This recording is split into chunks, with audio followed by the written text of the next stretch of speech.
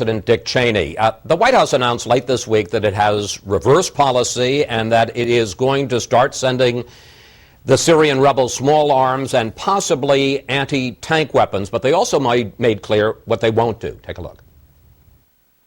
We don't at this point believe that the U.S. has a national interest in pursuing a very intense, open-ended military engagement through a no-fly zone in Syria at this juncture. Is it wise for the president to get involved at all in Syria at this point? Is this enough? And generally speaking, looking back, how do you think this president has handled Syria over the 2 years of the civil war? Well, I don't think it's been well handled. I'll be the first to admit it's a complex, difficult situation. I frankly think John McCain's got it about right. John and I don't always agree on everything. We've had our debates over the years, but I think John's pretty well nailed it. And now we're to the point where it's hard to understand that it's the use of chemical weapons that has triggered this result. As John said the other day, well, there were 93,000 people killed that weren't affected by chemical weapons. You know, where was the concern then? It's not clear to me what the mission is here, or that they understand what the interest is. Is it strictly humanitarian? Is it geostrategic? Does the United States have a vested interest in the outcome? And are we, in fact, potentially involved in some kind of proxy war with the Soviets or the Russians, who are supporting Assad? I think it's important that Assad go down. I think my instinct would have been to support the opposition sooner. You had an opportunity, if you cared about it, if it was in fact in the national interest, you had an opportunity earlier to provide support without having to get American forces directly involved, and they took a pass. Now they're going to do it. But the question is whether or not they're a day late and a dollar short. And what about no-fly zones? What about standoff strikes on Syrian airstrips and things to reduce or eliminate their air superiority? Well, as Jack Keane said the other day on this network, I heard him. Former general. Former general, Jack's a close friend of mine, a great guy, that from a military standpoint of being able to accomplish something objectively that might well provide success, the no-fly zone is what he would recommend. That's not without potential cost, obviously. Syria has a fairly sophisticated anti-air capability, sophisticated ground-to-air missiles, and so it's a problem. But again, I think it's important for the administration to come back and specify what is the U.S. national interest here. And it seems to be, if the only reason you're going is because now you have evidence that they used chemical weapons and killed 150 people with chemical weapons, is that our national interest? And I'm not sure that they've got it straight in their own minds what their objective is. Let's talk about Benghazi, which you raised in the last segment. There's a general principle in the military, no one left behind. But back after Benghazi, then Secretary of Defense Leon Panetta said that wasn't possible given the specific circumstances during the terror attack in Benghazi. Let's take a look.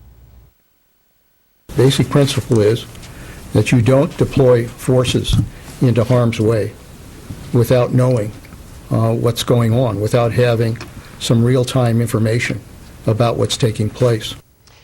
Given the circumstances that night and what we've been told about the deployment of forces, was the decision by the President and the Pentagon not to send U.S. forces during those 7 hours to try to rescue our people on the ground, was that an appropriate decision or not? I don't think it was. My experience was, especially on 9/11, Chris, especially in that part of the world where we anticipated that Al-Qaeda might well try to mark the anniversary, if you will, of 9/11 with an attack, especially in a location where they had an enormous amount of intelligence that said the consulate's in danger. And you get the broadcast, the first thing that comes out of the embassy is the ambassador saying we're under attack. They should have been on the step before that ever happened. We were always prepared, had groups and organizations, teams ready to go operate at the drop of a hat and practice exactly that kind of operation. I found it difficult to reconcile Leon, and I like him, he's a good man, but to reconcile his statement that we couldn't have done anything. They could have been ready before the crisis ever developed, so they could respond on short notice. Sicanel is an hour away. That's an air base on Sicily. It's a NATO base, and they've got. If you're not going to be ready in Libya, of all places, then where are you going to be ready for them? The military has the capability, and apparently they didn't use it. And I think that was a bad call.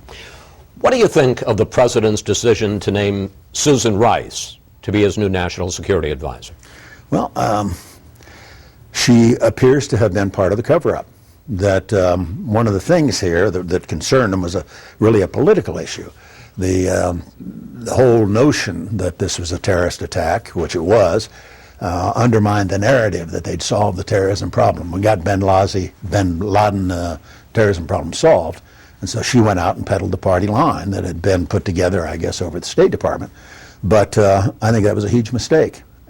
What she did was a huge mistake. I think she lacks credibility, and she doesn't need to be confirmed. She can go in there as a national security advisor.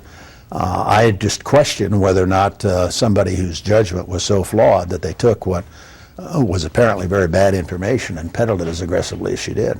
Let's turn to the IRS targeting of conservatives, groups with the name Tea Party or Patriot or 912 in their name.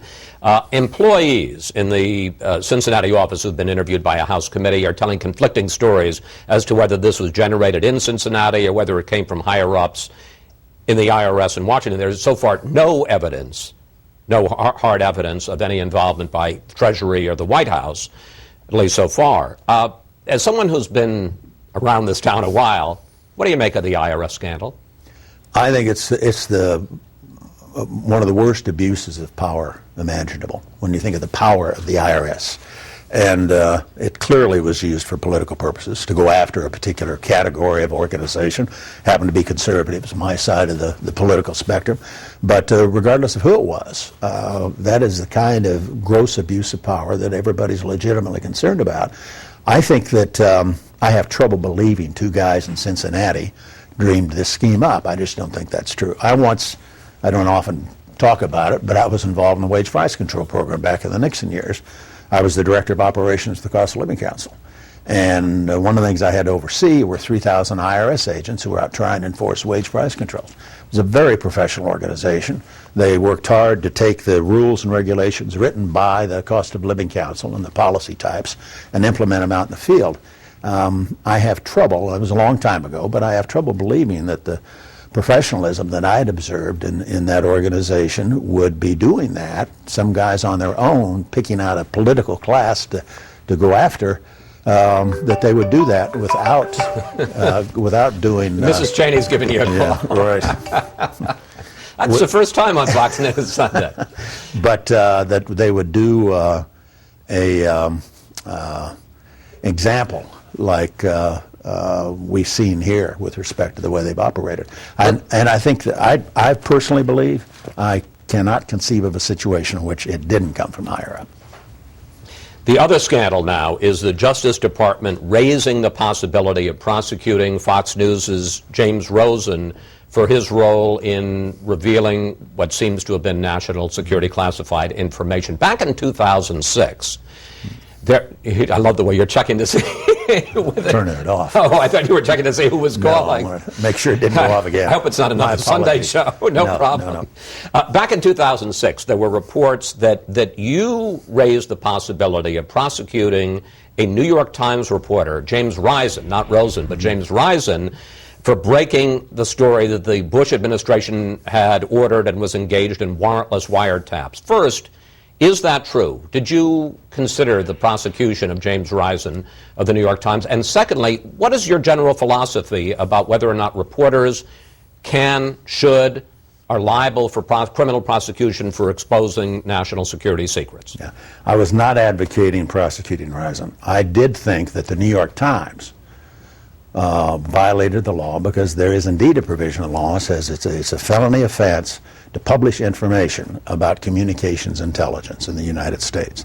It's never been enforced, but it's a felony calling for a sentence of 10 years to do that. Now, nobody's prosecuted the New York Times? I urge that we ought to investigate, and either the law is the law or it isn't. Now, it's never been enforced. Nobody ever had the nerve to actually go after the New York Times, and but it's on the books. And I thought in this case, obviously, that admittedly, I'm a hard rock on some of these things, and it's probably wise that others said, no, we don't want to go prosecute the New York Times. But There is a provision of law. It's very clear. It's publication of communications intelligence, and it's never been enforced. But you think it should be? Well, either that or take it off the books. But it wasn't aimed at the reporter. It was specifically the New York Times had been asked by the President of the United States, with the publisher and the editor and the Washington bureau chief in the Oval Office, as he asked them, please not to publish this. It's going to do enormous damage to our national security, and they went ahead and did it anyway. Finally, your health. Yes, sir. You got a heart transplant for questions. One, what are you able to do now that you were not able to do before the transplant? And secondly, and I guess I don't expect you to get warm and fuzzy, but I'm going to try to put you on the psychiatrist's couch for a moment. What does it mean to you in a deeper sense to have this new lease on life, literally? Yeah. Well, it is it's nothing short of a miracle, Chris. Obviously, I owe a deep debt to the donor and the donor family. I was near death 3 years ago. I was an end-stage heart failure, liver and kidneys shutting down, and on an emergency basis, they went in and planted a pump in my chest with it was battery operated that kept me alive for 20 months, and that got me to the transplant. And I wake up every morning now with a smile on my face, thankful for the gift of another day I never expected to see.